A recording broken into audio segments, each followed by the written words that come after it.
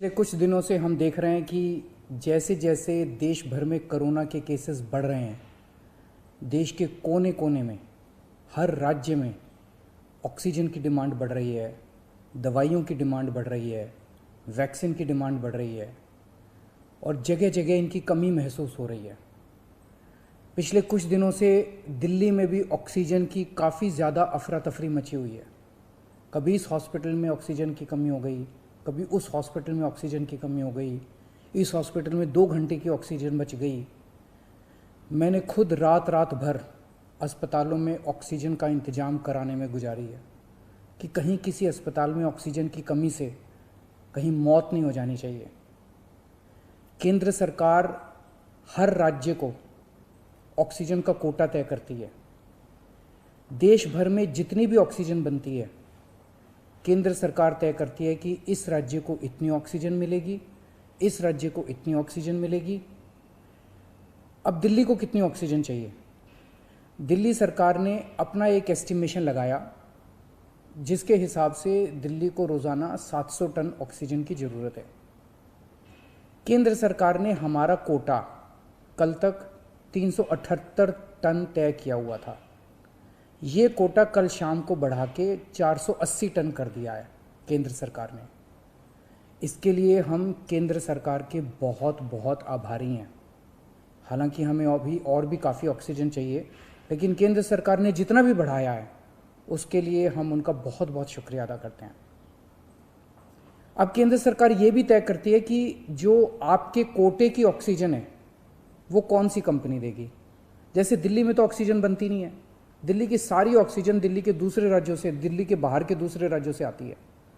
तो केंद्र सरकार तय करती है कि फलाने राज्य की ये कंपनी आपको इतने किलो ऑक्सीजन देगी, फलाने राज्य की ये कंपनी आपको इतने किलो ऑक्सीजन देगी।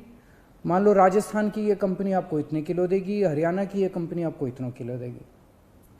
तो केंद्र सरकार कंपनियां तय करती है कि किस कंपनी से दिल्ली को अपने कोटे की ऑक्सीजन आएगी। अब दूसरी समस्या यहाँ पे आ रही है कि ये जो कंपनियां जिन राज्यों में हैं, उनमें से कुछ राज्यों की सरकारों ने उन कंपनियों से जो दिल्ली के कोटे की ऑक्सीजन आनी थी वो भेजनी रोक दी। राज्यों ने कहा कि पहले हम अपने राज्य में इस्तेमाल करेंगे, दिल्ली का कोटा भी हम इस्तेमाल करेंगे, दिल्ली के जो ट्रक हैं वो जाने नहीं देंगे।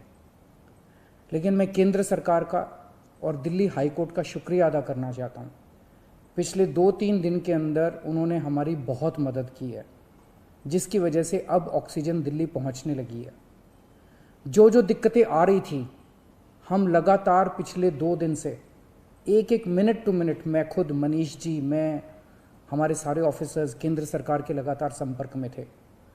परसों रात को मुझे याद है जब जीटीबी हॉस्पिटल में वहाँ का ट्रक एक पड़ोसी राज्य से चलना था पर वो चला नहीं, जीटीबी ऑक्सीजन में आनी थी ऑक्सीजन, तो एक केंद्रीय मंत्री को हमने फ़ोन किया और उन्होंने तुरंत वहाँ पे बात करके उस ट्रक को वहाँ से छुड़वाया। हम लगातार संपर्क में हैं, एक एक ट्रक को अस्पताल पहुँचाने की कोशिश कर रहे हैं।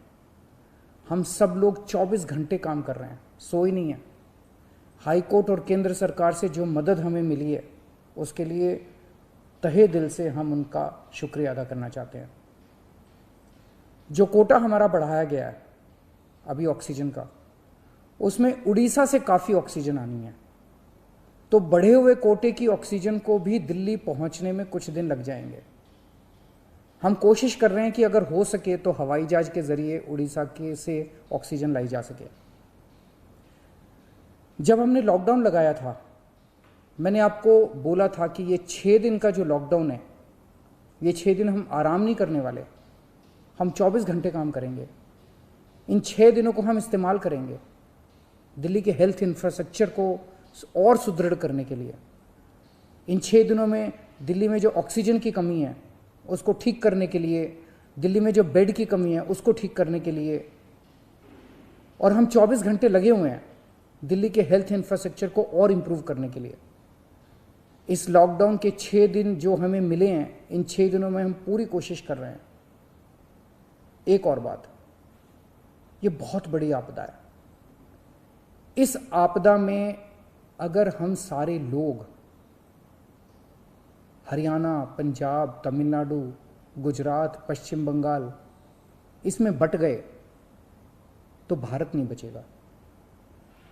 इस वक्त हमें एक दूसरे की मदद करनी है, हमें भारतीय बनना है, हमें इंसान बनना है। देश के लोग आज सभी न्यूज़ चैनल पे देख रहे हैं कि दिल्ली में आने वाला ट्रक किसी और राज्य ने रोक दिया, मध्य प्रदेश में जाने वाला ट्रक फलाने राज्य ने रोक दिया। ये तो ठीक नहीं है। लोग ये नहीं चाहते। देश के लोग आज ये देखना चाहते हैं कि दिल्ली ने किसी दूसरे राज्य की मदद कैसे करी, उत्तर प्रदेश ने किसी राज्य की कैसे मदद की। हम एक साथ मिलकर आपदा से लड़ना है हमें, तभी भारत बचेगा। अभी तो समय ये है कि उत्तर प्रदेश वाला दिल्ली की मदद करे, दिल्ली वाला हरियाणा की मदद करे, हरियाणा वाला बिहार की मदद करे, बिहार वाला गुजरात की मदद करे। हम सारे लोग अगर एक दूसरे की मदद करेंगे तभी तो भारत बचेगा। और अगर इतनी मुश्किल घड़ी में भी हम सारे एक दूसरे से लड़ने लग गए तो अगर भारत राज्यों में बट गया इस समय, तो फिर भारत को कौन बचाएगा। मेरी सारी नागरिकों से अपील है, सारी सरकारों से अपील है कि आइए मिलके एक होके लड़ते हैं। अगर हम मिलके लड़े, एक मुट्ठी बनेगी, हमारे सारे संसाधन मिलके एक साथ इस्तेमाल होंगे, हमारी ताकत बढ़ेगी, हमारी शक्ति बढ़ेगी। और अगर हम बट गए तो फिर कोई हमें नहीं बचा पाएगा। मैं सभी राज्य सरकारों से कहना चाहता हूँ कि दिल्ली का मुख्यमंत्री होने के नाते मेरे से जो बन पड़ेगा, मेरे हाथ में जो होगा, आप मुझसे मांगिए, मैं दूंगा। पूरे देश की मदद करेंगे। अगर दिल्ली में हमारे पास ऑक्सीजन ज़रूरत से ज़्यादा होगी तो हम दूसरे राज्यों को ऑक्सीजन देंगे। अगर हमारे पास किसी दवाई की ज़्यादा मात्रा होगी तो वो भी हम दूसरे राज्य के साथ बांटेंगे। और जब दिल्ली में कोरोना कम होगा और किसी दूसरे राज्य में डॉक्टर्स की ज़रूरत हुई, हम वहाँ डॉक्टर्स भी भेजेंगे। हम सभी भारतवासी हैं, हम अपने देशवासियों की मदद करेंगे, सभी राज्यों की मदद करेंगे, क्योंकि ये बीमारी कोई बॉर्डर देख के नहीं फैलती। मैं उम्मीद करता हूँ कि इसी भावना के साथ हम सभी मिलके एक साथ, सारी सरकारें, केंद्र सरकार, सारी राज्य सरकारें, हम मिलके काम करेंगे, एक भारत बन के काम करेंगे कोरोना को हराने के लिए। हमें पूरी दुनिया के सामने दिखा देना है कि विश्व में सबसे ज़्यादा कोविड केसेस भारत में होने के बावजूद कैसे भारत के लोगों ने, यहाँ की सरकारों ने मिलके कैसे इस आपदा से लड़ाई की, कैसे हमने सारा प्रबंधन किया। भारत के लोग दुनिया को दिखा देंगे कि कैसे एक साथ मिलके इस खतरनाक बीमारी को हमने हराया। जय हिंद।